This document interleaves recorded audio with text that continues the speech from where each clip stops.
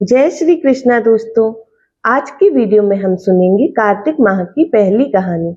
किसी गांव में एक बुढ़िया रहती थी और वह कार्तिक का व्रत रखा करती थी। उसके व्रत खोलने के समय भगवान श्री कृष्ण आते और एक कटोरा खिचड़ी का रखकर चले जाते। बुढ़िया के पड़ोस में एक औरत रहती थी। वह हर रोज यह देखकर ईर्ष्या करती थी कि इसका कोई भी नहीं है, फिर भी इसे खाने के लिए खिचड़ी मिल ही जाती है।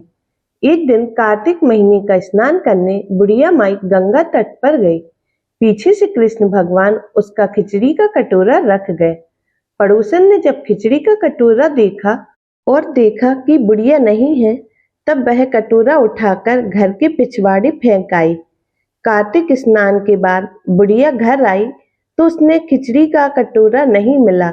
वह भूखी रह गई। बार बार एक ही बात कहती रही, कहाँ गई मेरी खिचड़ी और कहाँ गया मेरा खिचड़ी का कटोरा।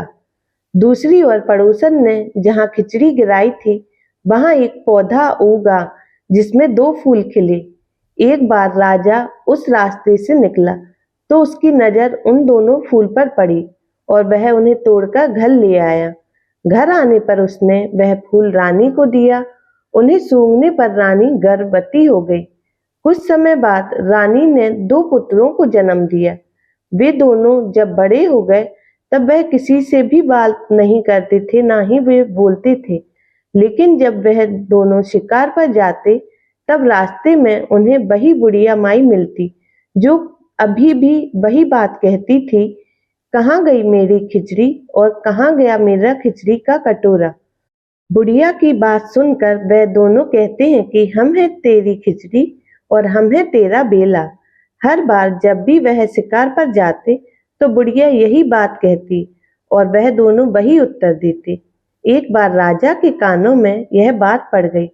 उसे आश्चर्य हुआ कि दोनों लड़के किसी से भी तो बात करते नहीं, ना बोलते हैं, तब यह बुढ़िया से कैसे बात करते हैं।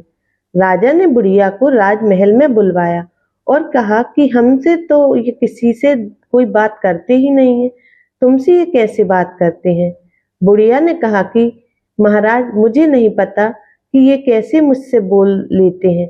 मैं तो कार्तिक का व्रत करती थी और कृष्ण भगवान मुझे खिचड़ी का बेला भरकर दे जाते थे। एक दिन मैं स्नान करके वापस आई तो मुझे वह खिचड़ी नहीं मिली। जब मैं कहने लगी कि कहाँ गई मेरी खिचड़ी और कहाँ गया मेरा बेला, तब इन दोनों लड़कों ने कहा कि तुम्हारी पड़ोसन ने तुम्हारी खिचड़ी फेंक दी थी, तो उसके 2 फूल बन गए थे।